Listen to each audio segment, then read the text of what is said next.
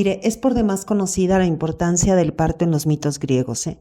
Son relatos sobre por qué y cómo las tremendas diosas de la tierra, me refiero a Gea, la diosa de la cual brota nuestro planeta, ella lo gesta, ella da a luz a nuestro planeta, y Rea, la diosa de todo lo que brota de la tierra. Y ambas son diosas telúricas, son diosas preolímpicas, que mire, dan el poder a sus hijos varones. Y en este caso, bueno, Gea engaña a Urano, el dios del cielo, para salvar a sus hijos, y pues para ello usa a su hijo Cronos. Y más tarde, Rea, hija de Gea y Urano, engaña a Cronos, el dios del tiempo, para salvar a su hijo Zeus. Y es Zeus quien rompe esta cadena de traiciones de las esposas a los maridos. Obviamente, bueno, lo logran mediante la complicidad de sus hijos varones. Y pues, ¿qué cree? Que Zeus, para evitar que le suceda lo mismo, es decir, que sea destronado por un hijo, igual que le pasó a su padre, igual que le pasó a su abuelo, pues busca cómo adquirir la astucia de la mujer. ¿Y qué cree? Que lo que hace es tragarse a la titánide Metis. Se come a Metis, su primera esposa, que estaba embarazada, porque la profecía decía que si ese hijo nacía del vientre de Metis, destronaría al gran Zeus. Así que por eso se la traga. Y más tarde, pues ya lo sabemos, de la frente de Zeus va a nacer Armada, la diosa de la sabiduría y de la guerra, la diosa Atenea, que tiene una presencia importantísima en la guerra de Troya, ¿eh? Bueno, pues iniciemos por el principio, como dice Aristóteles en su insuperable poética.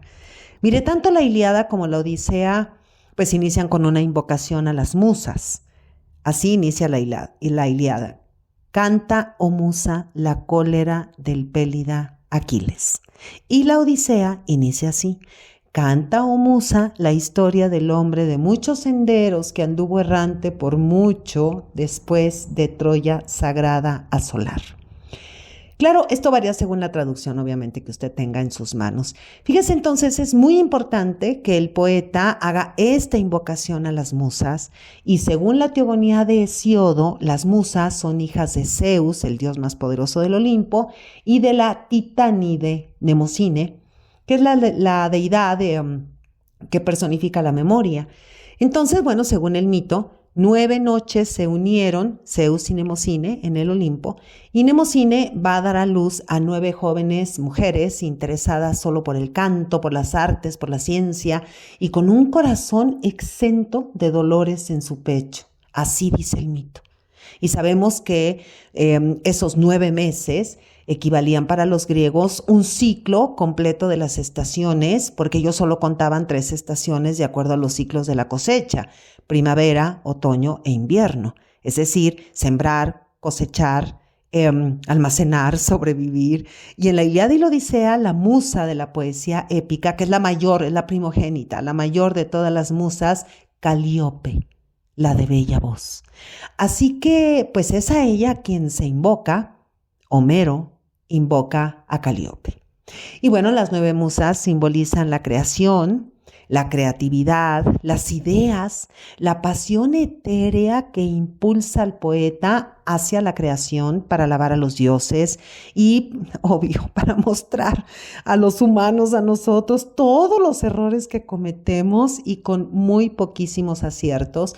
Pero claro, aquí lo que interesa también en estas poemas épicos es cómo intervienen los dioses. Esta parte es importantísima, la intervención divina, y pues aquí hay que recordar que Aristóteles llama poeta a todo aquel que sea capaz de crear.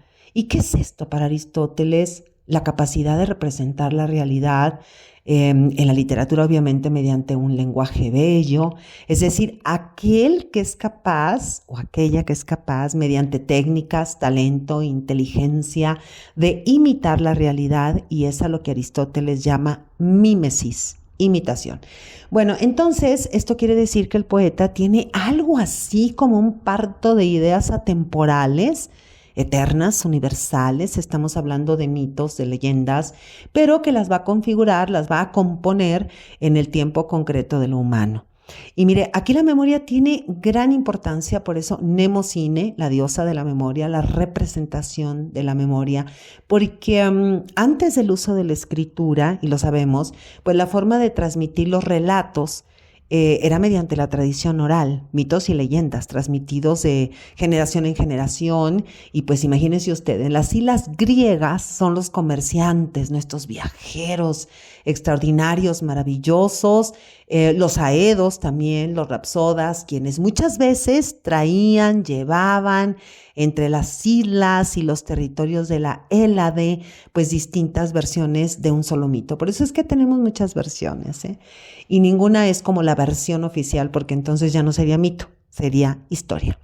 Así que pues es obvia la conexión que hay entre Mnemosine, qué maravilla de nombre, ¿verdad?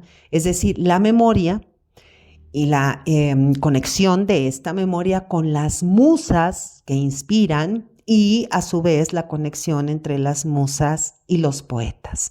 O sea que es una tríada. Y esto es el arte. La tríada de la creación artística, la memoria, la inspiración y la composición. Bueno, porque mediante la memoria y la inspiración, el poeta simbólica y metafóricamente se traslada a acontecimientos antiguos y los actualiza. En otras palabras, bueno, el poeta retoma, en este caso, los tiempos míticos, los tiempos de la leyenda, y los organiza. Entonces, en la Ilíada y la Odisea, lo que hace Homero es ordenar el mundo de los dioses y los héroes al mismo tiempo. Y toda esta intervención, ¿no?, de lo divino en el tiempo humano dentro de la propia obra.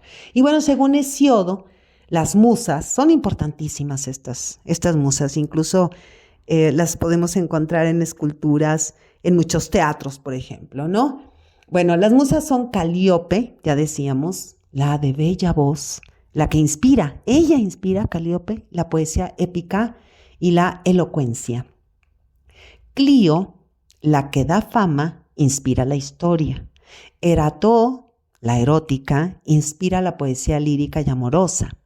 Euterpe, la encantadora, inspira la música. Melpómene, la que canta, inspira la tragedia. Polibnia, la de los himnos, inspira la poesía sacra, o sea, los cantos sagrados. Talía, la festiva, inspira la comedia y los banquetes. Terpsícore, la que danza, inspira la danza y la poesía coral. Urania, que es la última, la más chiquita de las 9 musas, la celestial, inspira la astronomía y las ciencias exactas. Bueno, estas fantásticas musas son la inspiración que, al ser invocadas, exhalan la memoria colectiva de mitos y de leyendas. Así es como si el poeta dijera: musa, canta lo que ha sucedido para recordar a los dioses y a los héroes, y recordar a los pueblos sus acciones, recordar lo que somos, saber lo que somos al recordar lo que hemos sido. ¡Qué maravilla!, ¿eh? Entonces los cantos homéricos pues reflejan la vida y el pensamiento de una época remota. Reflejan a los héroes, los representan, y, decíamos, importantísimo, su relación con los dioses. Bueno, la Ilíada describe como el estruendo de las armas, la lucha cuerpo a cuerpo, la muerte en el campo de batalla, y la Odisea pues va a mostrar escenas de aventuras en el mar y de la vida cotidiana en la isla de Ítaca, los obstáculos que impiden el regreso del héroe, la lucha por la sobrevivencia, la tela en el telar que se teje a la luz del fuego. Y en estos cantos se representa a la mujer como diosa inmortal o como un ser mortal, como personajes femeninos o personajes realizantes, es decir, hacen y son en los poemas épicos de Homero, la Ilíada y la Odisea. Y al leer estas obras, pues leemos y miramos a estas personajes, a estas personajes femeninos, a estas mujeres, y las miramos con ciertos atributos que pueden ser deseables o indeseables, diosas y mujeres mortales que están descritas pues como mujeres bellísimas, mujeres castas, obedientes, sumisas, resignadas, con miedo o temor, mujeres pudorosas que mienten, que engañan, que son sometidas, que se rebelan, que son ambiguas, que son ambivalentes, que son silenciosas o que son silenciadas. Pero mira, mujeres que saben todo o que fingen no saber nada. Y hay siempre esa como dicotomía, ese combate entre la debilidad de lo femenino y la fuerza de lo masculino. Pero bueno, hay que ver, ¿eh? Porque a veces es al contrario. Y bueno, acerca de esta como dicotomía de este combate entre la debilidad aparente de lo femenino y también la fuerza aparente de lo masculino.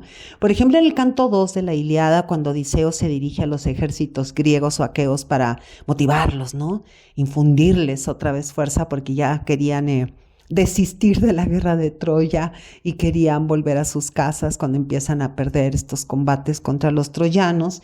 Y entonces Odiseo le dice a los ejércitos griegos, como si fuesen niños o viudas, se lamentan y quieren volver a sus casas. Fíjense aquí cómo se habla de viudas. Entonces aquí es como parecen mujeres, ¿no? Dijéramos. O parecen niños, ¿no? Parecen hombres vulnerables que se lamentan y quieren volver a sus casas. Y claro, bueno, todos se encienden, ¿verdad? Los ejércitos, porque lo que menos quieren es parecer mujeres o parecer niños. O cuando también Menelao se dirige a sus hombres en el canto 7 de la Ilíada y los maldice. Muy afligido, porque dice, ay de mí, bravucones, parecen aqueas, no aqueos. Es decir, parecen mujeres, no parecen hombres. Entonces, fíjese aquí cómo el insulto, ¿no? De los hombres a los hombres, que los insultan diciendo parecen mujeres. Entonces, bueno, clarito vemos, ¿no? Que para los hombres la debilidad es una de las características indeseables, dijéramos, desde el punto de vista femenino y también desde el de ellos, pues una de las características de la mujer. Pero la mujer es bella y para describir la belleza, Homero usa adjetivos también llamados epítetos. Por ejemplo, en el caso de las diosas, era la de níveos brazos, níveos es blancos, ¿no? Esta blancura que obviamente tienen estas mujeres bellas. Afrodita, la que sonríe y complace. Atenea, la de claras pupilas, y algunos de ejemplos, ¿no? De mujeres mortales como están descritas con estos adjetivos o epítetos. Helena, la de hermosas mejillas. Andrómaca, la de blancos brazos. La discreta Penélope, Criseida, la de bellas mejillas, Briseida, la de suaves mejillas. Bueno, algo pasa aquí con las mejillas de las mujeres, como las ve Homero, quien haya compuesto estos poemas épicos, ¿no? Entonces, pero fíjese cómo la adjetivación las define y les otorga una imagen, una identidad, porque tienen hermosas cabelleras, la piel blanca y suave, las pupilas claras, entre más, son muchos los atributos que ahí se dan de la belleza de la mujer en estas obras, pero ante todo, donde hay belleza, hay juventud, son mujeres jóvenes, y claro, son mujeres aristócratas, y obvio, diosas sin edad, ¿no? Por ejemplo, en el canto 3 de la Ilíada se describe a la diosa Afrodita como, dice, la diosa de bellísimo cuello y senos graciosos y refulgentes pupilas. ¿Se fija? Es que son modelos altísimos de belleza.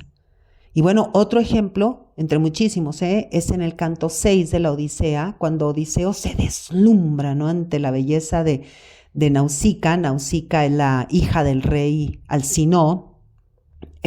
Acuérdese que, o recuerde que este rey, ¿no? En la corte del rey Alcinoo, es quien recibe a Odiseo como huésped, ¿no? Y le dice a Odiseo le dice a la princesa, ser mortal como tú nunca he visto hasta aquí con mis ojos, ni mujer ni varón, el asombro me embarga al mirarte. Y vemos aquí cómo Odiseo pues compara la belleza de la mortal Nausica con la de una diosa.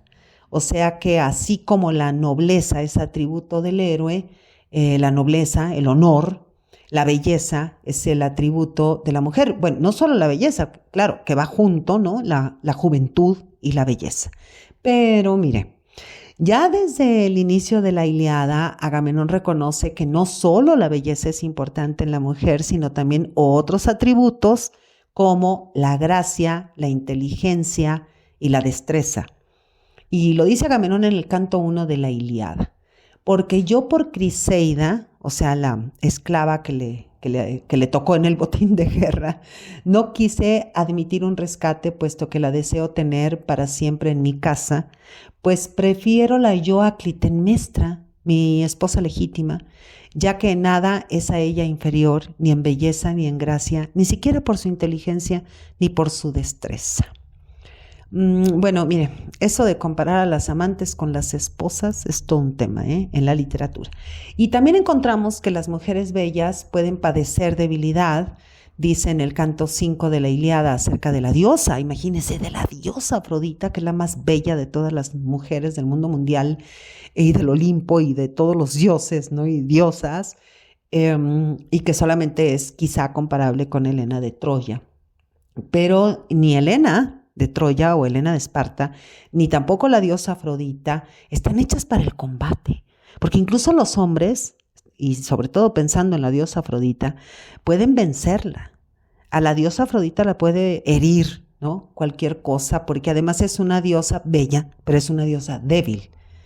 Dice, conociendo que era una deidad débil, no una de aquellas diosas que imperan en los combates que el hombre mantiene, como Atenea. Bueno, y no solamente como Atenea, estoy hablando de aquí de la Ilíada, sino además como por ejemplo la diosa Hera, que así como Atenea o Artemisa, ¿no? Son diosas que están hechas para el combate, pero en este caso Afrodita no.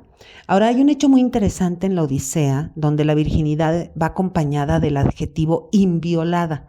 O sea que parece que la virginidad impulsa hacia la violencia, ¿no? La violencia de los hombres. Parece que la virginidad siempre está como amenazada. Por ejemplo, cuando se describe la virginidad de Nausicaa, la hija del rey Alcinoo, en el canto 6 de la Odisea, dice, de sus siervas brillando en mitad la inviolada doncella. Fíjese, la inviolada doncella. Y así como la virginidad es cualidad o es un atributo, pues también lo es la castidad en la mujer casada. Y Hera, lo sabemos, la esposa del dios Zeus, Hera es la diosa del matrimonio, es la diosa de la fidelidad, es la diosa de la castidad. Entonces, bueno, como vemos, las doncellas, pues obvio, esperan marido para brindarles su virginidad, y las mujeres casadas deben ser castas, pues solo las va a tocar la mano del marido. Por eso Helena de Esparta, la esposa de Menelao que huye con Paris, pues es el prototipo de la transgresión, es la gran transgresión, ¿no? Esto es la figuración, figura la transgresión del adulterio, y obvio, pues la fidelidad es obligatoria. Y Penélope, la esposa de Odiseo, cumple, pero mire, al pie de la letra, la fidelidad. Penélope es mujer de un solo hombre, aunque no sepa si su marido está vivo o muerto. O sea que Penélope es como el colmo de la fidelidad. Y pues bueno, lógico, los hombres por el contrario pueden tener varias mujeres, como el rey Príamo, el rey de Troya, que tiene 50 hijos, y la mayoría de esos hijos pues no fueron paridos por Hécuba, su esposa legítima. Entonces vemos cómo la virginidad y la castidad representan el honor de una mujer. Por ejemplo, en el canto 4 de la Odisea, Nausicaa, la hija del rey Alcinoo, cuida el prestigio, el honor de su dignidad, suyo, de su familia también. O sea, además del de ella misma, porque también el honor de la familia va a depender de las hijas. Cuando invita a Odiseo a la casa de sus padres, ¿no? Que lo encuentra en la playa, y lo invita como huésped, y le pide que no la acompañe en el carro porque la gente puede pensar mal. Dice en la obra, evitar quiero yo sus amargas habladillas, no sea que murmuren después, porque bien atrevidos son todos, y que alguno quizá más ruin encontrando nos diga, ¿quién es ese extranjero tan alto y hermoso que sigue a Nausicaa y en dónde le halló? La aventura su esposo vendrá a ser, un marino infeliz que acogió de la nave, de bien lejos será, pues aquí no tenemos vecinos, o es acaso algún dios largamente implorado por ella que bajando del cielo tendrála consigo para siempre. Mejor es así, poniéndose a ello, logró hallar marido en algún otro país, pues qué tanto desprecia a los muchos y tan buenos feacios que aquí le pretenden de esposa. Estas cosas dirán y serán sus palabras oprobio para mí. Esto le dice la princesa a Odiseo, que todas esas cosas va a decir la gente y que todo eso la va a ofender a ella y va a lastimar el honor de su familia.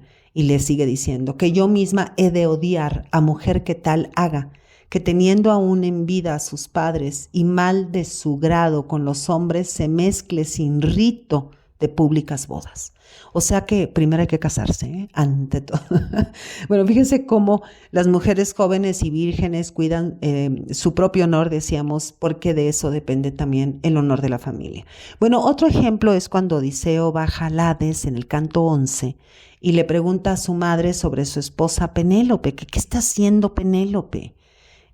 Odiseo está en el Hades, se encuentra con su mamá, con la mamá de Odiseo, y le pregunta acerca de Penélope, ¿no? Que cómo la ve desde el Hades.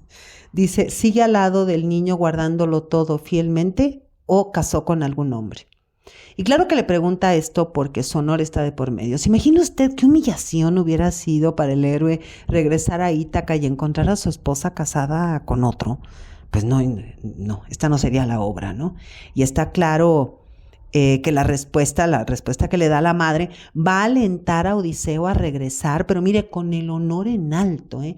Y le responde su madre, la madre de Odiseo, le responde a Odiseo acerca de Penélope. Dice, allí se conserva con alma paciente, sin salir de tu casa, entre duelos se pasa sus noches y entre duelos sus días, con lágrimas siempre. Bueno, es que mire, pues claro que sí hay tema entre el honor del héroe y el hecho conyugal.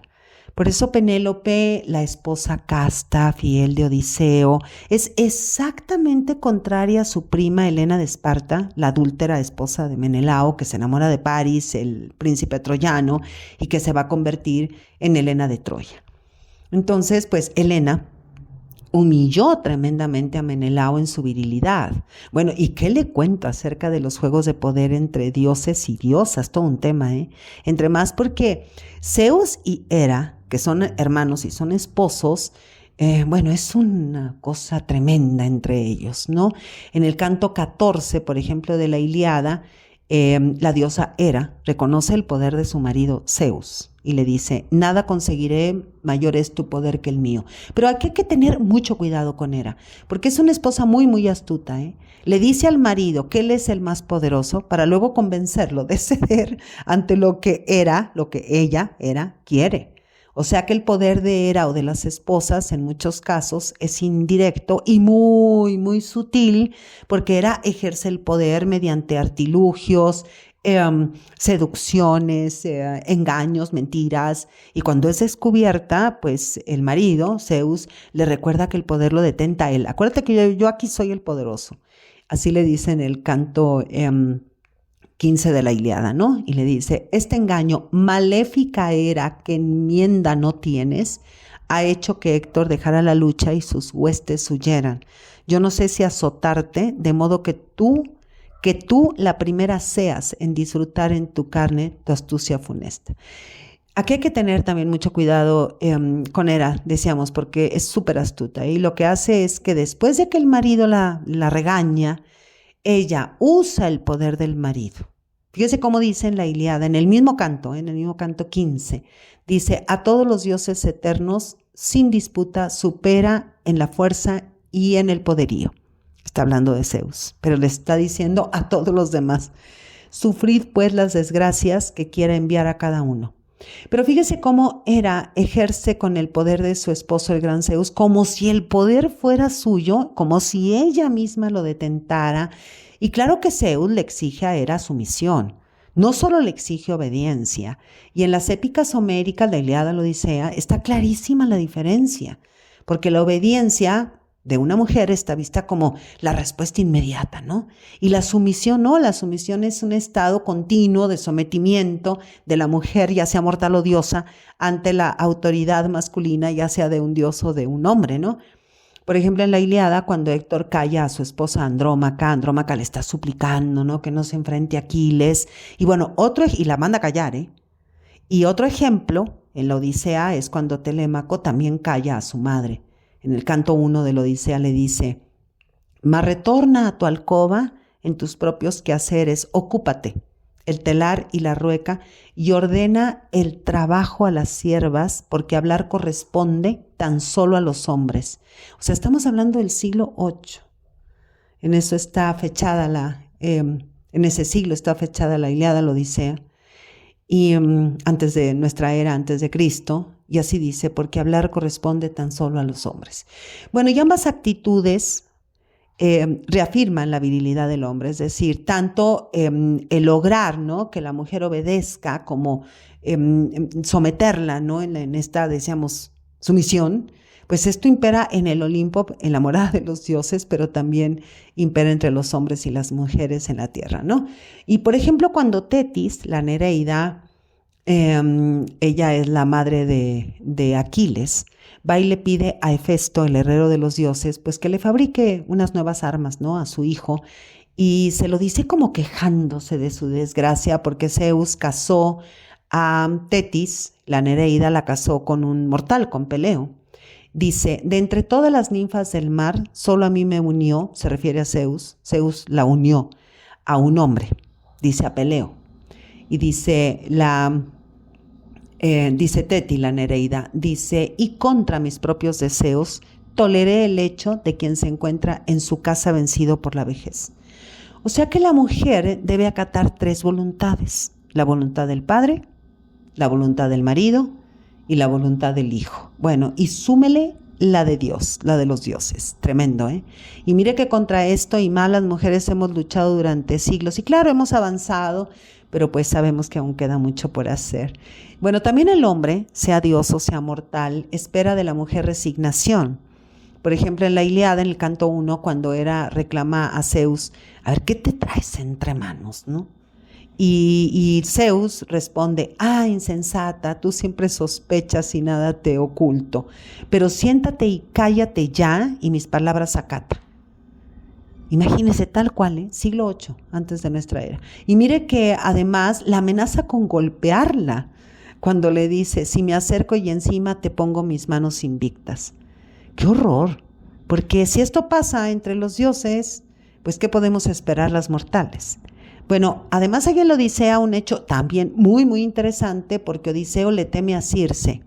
Entonces vamos aquí como un poquito a girar, ¿no?, esta parte, ¿no? Hasta ahorita vemos cómo estas mujeres van acatando, pero también hay hombres que temen a las mujeres, como Circe, decíamos. Odiseo le teme a Circe, la poderosísima hechicera, y Hermes, el mensajero de los dioses, le aconseja a Odiseo, y le dice en el canto 10 de la Odisea, cuando Circe te mande correr manejando su vara fuerte y larga, tú saca del flanco tu agudo cuchillo y le saltas encima a tu vez, como ansiando su muerte.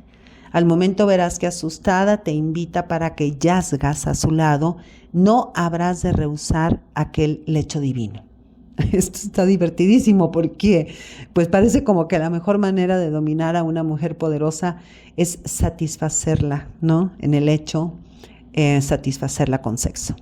Bueno, estas son obras maravillosas, y bueno, sigamos. Mire, en estas épicas homéricas, pues vemos que los hombres temen perder el honor y le temen tremendamente a la muerte, mientras que la mujer no solo le teme a la violencia de los hombres, sino también le teme a la incertidumbre del destino de los hijos, como Penélope, por ejemplo, que teme el destino de Telémaco, su hijo, cuando Telémaco va en busca de su padre.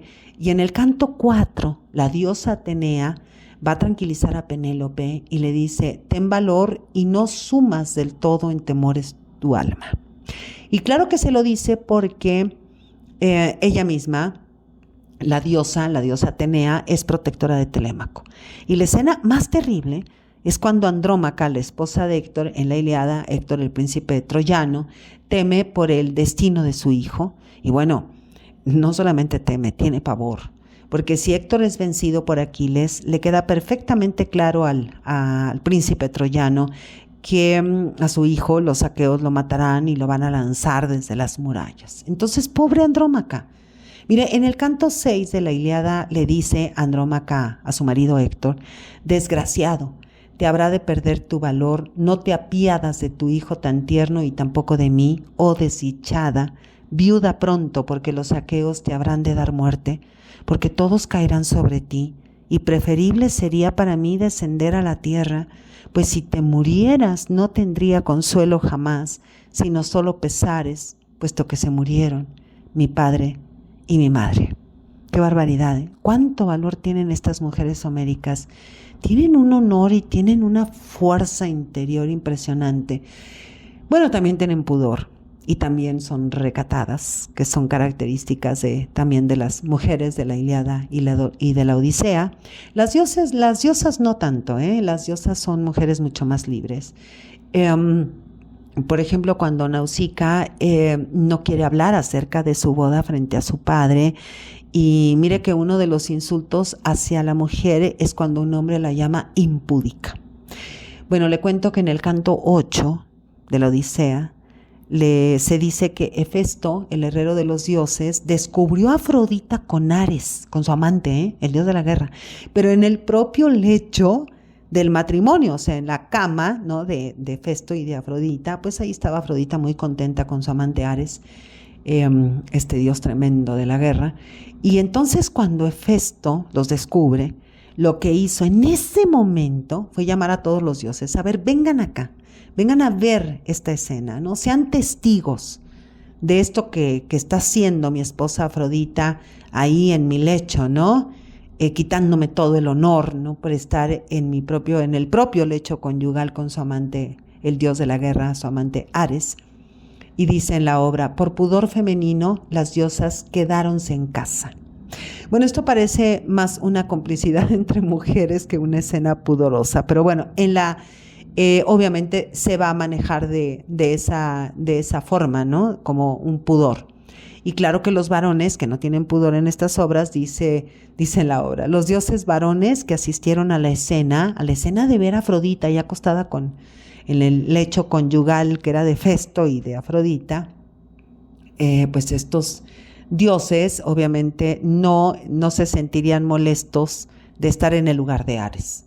O sea que los dioses estarían, pero miren, fascinados y encantados de acostarse con Afrodita, pero se lo dicen al marido, se lo dicen a Hefesto en su cara y en su casa. Y de las poquititas escenas de pudor masculino, pues me parece que la única está en el canto 6 de la Odisea, cuando Odiseo pues va a tomar un baño ahí en la corte del rey Alcinoi y dice: apartaos, muchachas, de otro modo no me he de bañar, que me da gran vergüenza desnudarme ante tales muchachas de lindos tocados. Bueno, las mujeres diosas inmortales son muy listas, Hera, por ejemplo, sabe perfectamente cómo vengarse de las infidelidades de su marido Zeus. Veamos en estos poemas épicos, Homero retrata a la mentira como un arma que utilizan las mujeres para engañar a los hombres, y en varios cantos de la Ilíada podemos observar esto, como en la descripción de cuando Hera engañó a Zeus para vengarse de él por haber dejado embarazada a la futura madre de Hércules. Bueno, es que este matrimonio olímpico, decíamos, entre Zeus y Hera, tienen unos juegos de poder tremendos, Hera usa la seducción, finge inocencia, miente, pero también mienten las mortales, obvio. Penélope le miente a los pretendientes en la Odisea. Entonces, mientras que en la Ilíada el engaño y la mentira son armas de la mujer que usa contra los hombres en estos juegos de poder, en la Odisea la mentira y el engaño son usados como escudo de la debilidad. Dice en el canto 13 de la Odisea, cuando Odiseo le pregunta por Penélope a la diosa Atenea, y Atenea le dice: pero ella, que en su ánimo anhela que vuelvas a casa, da esperanzas a todos y a todos les hace promesas. Y también sabemos que Odiseo es un gran engañador y es un gran mentiroso, pero no es por debilidad, sino que Odiseo es tremendo, porque él saca provecho, pero de todo, absolutamente, para su propio beneficio. Son buenísimos para engañar y mentir Penélope y Odiseo, son tremendos. Así como vemos este matrimonio en los juegos del poder entre Zeus y Hera, también vemos cómo Penélope y Odiseo pues son la gran pareja del engaño, ¿no? Tremenda pareja. Bueno, además Penélope es inteligentísima para manejar la ambigüedad, dice en el canto 16 de la Odisea, cuando se queja Telémaco de los pretendientes, dice en la obra: a mi madre pretenden y arruinan mi casa, pero ella ni sabe negarse a estas bodas odiosas ni poner fin a todo. O sea que a los pretendientes Penélope ni les dice que sí, ni les dice que no. Es que estas mujeres pelean y se defienden con armas muy, muy diferentes a las de los hombres, como cuando Eneas le dice a Aquiles en el canto 20 de la Ilíada: pero qué obligación nos apura altercar disputando e injuriándonos como mujeres llevadas de cólera que, movidas por la ira, han puesto en sus pechos, se salen a la calle a reñir, diciendo cosas que son unas verdades y otras no, y qué cólera dicta. Bueno, imagínense nada más, aquí lo que está diciendo Eneas es que hay que tener mucho cuidado cuando una mujer se enoja, cuando son llevadas por la cólera, por la ira, porque es cuando empiezan a decir todas las verdades. Bueno, además hay talento y sabiduría en las mujeres homéricas. Mucho cuidado, porque estas mujeres saben elaborar brebajes para hechizar a los hombres. Por ejemplo, Helena de Troya en la Ilíada vertía en las copas de los hombres una droga para que se sintieran felices y no la atacaran por haber provocado la guerra.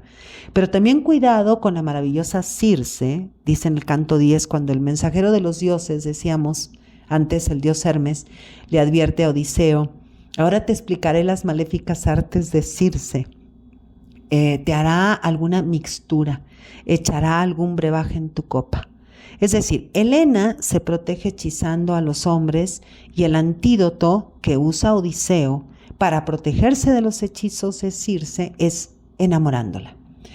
Bueno, hay otro elemento importante que es el silencio que los hombres exigen a las mujeres. Por ahí ya comentamos esto de que los hombres que callan a las mujeres, ¿no? O sea que parece que el silencio es el peor sacrificio para un hombre. Claro, lo sabemos, ¿no? Porque ellos creen que detentan la palabra. Como que siempre nos quieren callar, ¿no cree? Y cuando no, pues se hacen como de oídos sordos. Bueno, todo un tema. Por ejemplo, en la Ilíada, Eneas, el héroe troyano que fundará Roma, la nueva Troya, dice en el canto 16, la palabra decide en consejo y la mano en la guerra. Se fija cómo creen que detentan la palabra, ¿no? Que son dueños de la palabra. Pero Odiseo debe guardar silencio. Fíjese cómo es totalmente distinto el manejo de la Ilíada y de la Odisea. Odiseo debe guardar silencio cuando regresa a Ítaca y le dice la diosa Atenea en el canto 13: a ninguno reveles que vienes de regreso de tanta aventura. Antes bien, en silencio sufrirás muchos males. Soporta la injuria del hombre. Fíjense entonces cómo en la Odisea la diosa Atenea todito el tiempo le está aconsejando a Odiseo usar armas femeninas, usar las armas de las mujeres, en este caso como ejemplo nada más el silencio, cómo la diosa Atenea, para proteger a Odiseo, como que lo feminiza para que Odiseo logre lo que quiere, es decir, conquistar de nuevo su reino, ¿no? Ítaca, su mujer, su hijo, acabar con los pretendientes, etc. Bueno, es que Odiseo tiene que tener mucho cuidado, por ejemplo, con Calipso. Atenea le dice que tenga cuidado porque Calipso con dulces palabras aturde la mente, que esa es otra arma de las mujeres, la seducción con la palabra. O sea que cuando la mujer calla es para protegerse de la violencia del hombre. Esto lo vemos en la Ilíada. Pero en la Odisea, cuando la mujer habla, es para engañar al hombre. Y hay aquí algo que no quiero dejar fuera. Casandra no guarda silencio. Casandra grita las profecías que nadie cree, las verdades que nadie quiere escuchar. Casandra es violada por Áyax en el templo de Atenea y Casandra es princesa de Troya, es hija de Príamo y de Écuba. Entonces, cuando los griegos fingieron partir hacia Grecia, ¿no?, de que ya se iban de Troya y dejaron el caballo de madera ante las puertas de la gran ciudad, de la gran ciudadela, Casandra advirtió a los troyanos que era un engaño, pero nadie le creyó. Entonces Casandra tomó un hacha, una antorcha, se dirige hacia el caballo de madera, pues dispuesta, ¿no?, a prenderle fuego. Los troyanos la detienen porque los troyanos pensaban que era un regalo como un presente de paz, ¿no? y van a insultar a Casandra, la apartan del caballo. Y entonces Casandra se oculta en el templo de Atenea, como protegiéndose, ¿no? Implorando a la diosa Atenea que la proteja, y se abraza incluso a la estatua de la diosa, suplica la protección. Y ahí, bueno, esto es horroroso, la va a encontrar Áyax, el griego, abrazada a la estatua de Atenea, y pese a que Casandra suplica, grita, llora, se resiste, lucha, ¿no? Áyax la viola. Áyax la violó. Violó a Casandra en el templo de Atenea, un lugar sagrado. Y claro que la diosa Atenea, que siempre había estado del lado de los griegos, pues va a montar en cólera. Y entonces acordó con Poseidón, el dios de los mares, que la ayudara a vengarse de los aqueos, de los griegos, creando todo tipo de obstáculos en su regreso a Grecia. Tremendas obras, ¿verdad? La Ilíada y la Odisea, imperdibles. 2 poemas épicos compuestos, se dice, en el siglo VIII antes de nuestra era, compuestos por Homero, el gran poeta griego, el gran poeta ciego, y son una de las cumbres de la literatura universal y el inicio de la literatura occidental. Soy Margarita Díaz de León, Literatura en Espiral.